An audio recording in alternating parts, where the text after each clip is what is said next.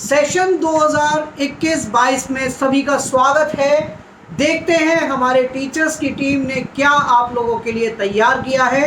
बने रहिए कमल academic coach पे और अपने बच्चों की पढ़ाई पे बिल्कुल लापरवाही ना बरतते हुए हमारे टीचर्स के प्रयासों को साथ दीजिए अपना, जिससे कि पढ़ाई प्रॉपरली हो सके। आइए देखते हैं आज क्या पढ़ने वाले हैं। Hello students, my name is Akanksha और लास्ट वीडियो में हम कंप्यूटर के एवोल्यूशन एंड क्लासिफिकेशंस पढ़ चुके हैं। आज हम उसके आगे कंटिन्यू करेंगे and the next topic is components of a computer system. सबसे पहले हम जो कंप्यूटर के कंपोनेंट सिस्टम है उसमें हम पढ़ेंगे input device. Input device and output device, दो टाइप की जो डिवाइस होती है उसमें से इनपुट डिवाइसेस वो होती हैं जिसमें हम डेटा एंटर, जिसके द्वारा कंप्यूटर में डेटा या इंस्ट्रक्शंस को एंटर किया जाता है। ये हार्डवेयर डिवाइसेस होती हैं जो डेटा को कंप्यूटर में सेंड करती हैं। हार्डवेयर का मीनिंग हम पहले ही पढ़ चुके हैं। वो डिवाइसेस जिनको हम टच कर सकते हैं फिजिकली, वो हार्डवेयर पार्ट्स होते हैं। इनपुट डिवाइसेस में webcam, scanner, keyboards, microphones, mouse, joystick, game pads and उसके अलावा भी बहुत सारे इनपुट डिवाइसेस होते हैं। तो कुछ इनपुट डिवाइसेस के बारे में जो कॉमनली यूज होते हैं उन्हीं के बारे में अब हम पढ़ेंगे। फर्स्ट है बारकोड रीडर। हमने मोस्टली देखा होगा कि सुपरमार्केट्स में या किसी भी बुक स्टोर्स पर किसी भी आइटम या बुक का यदि हमें बारकोड रीड करना है तो उसको रीड करने के लिए बारकोड रीडर का यूज़ किया जाता है।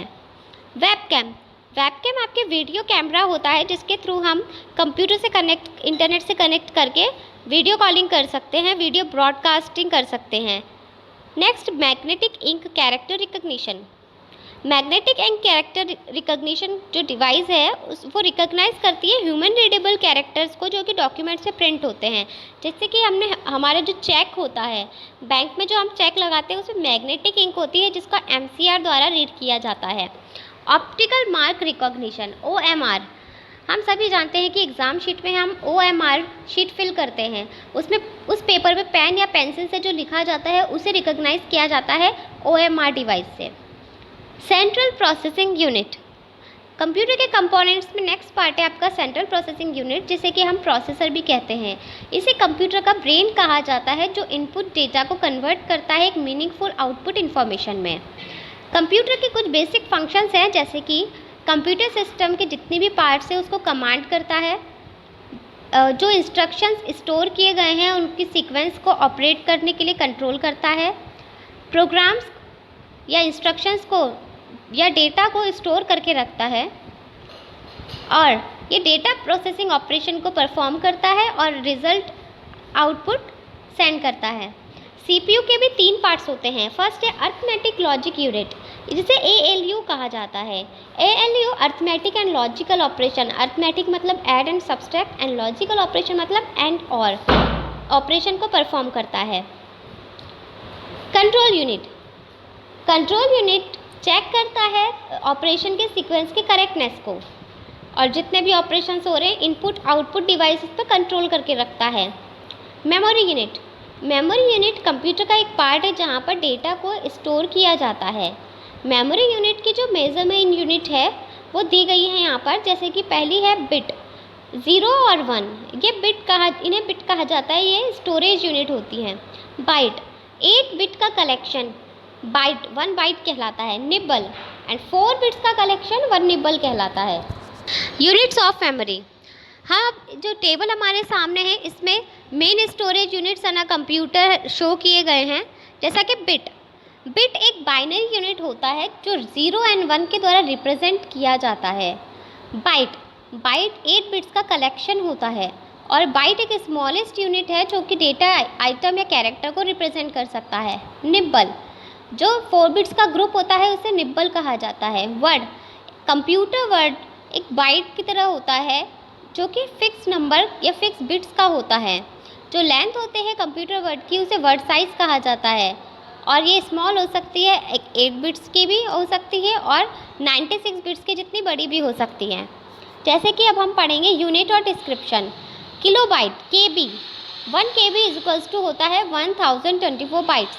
MB, megabyte, 1000 MB is equals to 1024 KB, kilobyte. Gigabyte, 1 GB is equals to 1024 MB यानी 1024 megabyte. Terabyte 1000 TB is equals to 1024 gigabyte. Petabyte यानी कि 1000 पेटाबाइट इक्वल्स टू 1024 टेराबाइट यानी TB। प्राइमरी मेमोरी को main storage memory भी कहा जाता है। Computer पे एक मेन एरिया होता है जहाँ पर डेटा स्टोर किया जाता है। प्राइमरी मेमोरी को के भी दो पार्ट्स होते हैं, एक रैम और सेकंड होता है रोम। रैम वॉलेटाइल मेमोरी होती है और रोम नॉन वॉलेटाइल मेमोरी होती है।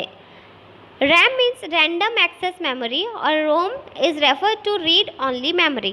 रैम वॉलेटाइल मेमोरी है, इसका मतलब जैसे ही कंप्यूटर स्विच ऑफ होता है जो मेमोरी है वो लॉस हो जाती है, जबकि रोम नॉन वॉलेटाइल मेमोरी है, इसका मतलब इसके अंदर जो डेटा होता है वो परमानेंट होता है। कंप्यूटर को ऑफ होने के बाद भी वो उसमें स्टोर रहता है। RAM helps the computer to boost up the processing speed but ROM is not use to boost the processing speed of the computers. RAM की जो रेंज होती है वो 64 MB से 4 GB होती है और ये वेरी कॉस्टली होती है। और ये जो टेम्पररी इसकी डेटा होता है वो टेम्पररी स्टोर होता है, जबकि जो रोम है वो प्राइमरी स्टोरेज मेमोरी होती है, इसमें जो डेटा है वो डिलीट नहीं होता है। वॉलेटाइल का मतलब होता है it will delete all the data stored in it if the power of computer goes off and vice versa. जैसे ही पावर ऑफ कंप्यूटर ऑफ हो जाता है तो डेटा जो स्टोर्ड है वो डिलीट हो जाता है, that means volatile. Secondary memory को ऑक्सिलरी मेमोरी भी कहा जाता है। It is used for storing data और प्रोग्राम्स ऑन अ टेम्पररी और परमानेंट बेसिस। ये टेम्पररी और परमानेंट दोनों बेसिस पर डेटा को स्टोर करके रख सकता है। इसके अलावा इसमें रिमूवेबल स्टोरेज मीडिया भी होता है, जैसे USB flash drive, CDs and DVDs। Additionally जो सेकेंडरी मेमोरी होती है वो नॉन वॉलेटाइल होती है, मतलब कि जो इसमें डेटा होता है वो विदाउट इलेक्ट्रिकल पावर भी स्टोर रह सकता है, डिलीट नहीं होता है। सेकेंडरी मेमोरी को सेकेंडरी स्टोरेज भी कहा जाता है। This term is a bit more ambiguous since internal storage devices are sometimes called primary storage device as well. Output devices हमने पढ़ा था, इनपुट डिवाइसेस डेटा को कंप्यूटर में सेंड करने का यूज़ किया जाता है और जो आउटपुट डिवाइस है वो हमारे हार्डवेयर इक्विपमेंट्स को यूज़ करके जो रिज़ल्ट है उसको उस पर शो इन्फॉर्मेशन या रिज़ल्ट को हमें प्रोवाइड करवाता है स्क्रीन के ऊपर। जो इन्फॉर्मेशन हमें शो होती है आउटपुट के थ्रू स्क्रीन पर डिस्प्ले पर वो सॉफ्ट कॉपी कहलाती है, और यदि आप उसी आउटपुट को प्रिंटर के थ्रू निकालते हैं किसी पेपर पे तो वो हार्ड कॉपी कहलाती है। लिक्विड क्रिस्टल डिस्प्ले प्रोजेक्टर, जो LCD प्रोजेक्टर है वो टाइप ऑफ वीडियो प्रोजेक्टर है जिसमें वीडियो, इमेजेस और कंप्यूटर का डेटा स्क्रीन पर शो होता है। मोस्टली ये पावर पॉइंट प्रेजेंटेशन को किसी भी ऑर्गेनाइजेशन में शो करने के लिए यूज़ किया जाता है। प्लॉटर्स, ये आउटपुट डिवाइसेस होती हैं जो कि हाई क्वालिटी ग्राफिक्स को मेक करने के लिए, बनाने के लिए, या चार्ट्स या डायग्राम्स या मैप्स को क्रिएट करने के लिए यूज़ की जाती है।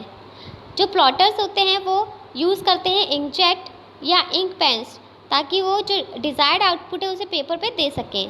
Flatbed plotter is a mechanical device that draws objects on paper by moving in horizontal and vertical directions. यानी कि जो ये डिवाइस होती है जो ऑब्जेक्ट्स को पेपर पे मूव करा के हॉरिजॉन्टल वर्टिकल डायरेक्शंस में उसे ड्रॉ करती है। जो साइज़ है ड्राइंग की वो फ्लैटबेड कितना बड़ा है उस पर डिपेंड करता है। Drum plotter, type of pen plotter that wraps the paper around a drum. यानी कि जो पेन प्लॉटर होता है उसी का टाइप होता है जो कि ड्रम के ऊपर एक पेपर रैप किया जाता है with a pin feed attachment, और उसके बाद जो ड्रम है वो टर्न कर के वो एक डायरेक्शन से दूसरी डायरेक्शन में मूव करके और हमारा जो ऑब्जेक्ट है उसे प्रोवाइड करवाता है। जो प्लॉटर था वो फर्स्ट आउटपुट डिवाइस था जिसके द्वारा हम ग्राफिक्स और इंजीनियरिंग ड्राइंग्स को प्रोड्यूस कर पाए। तो स्टूडेंट्स, आज हमने कंपोनेंट्स पढ़े हैं कंप्यूटर्स के, और उसके पहले हमने इवैल्यूएशन और क्लासिफिकेशन पढ़ा था। Okay, thank you so much, have a nice day.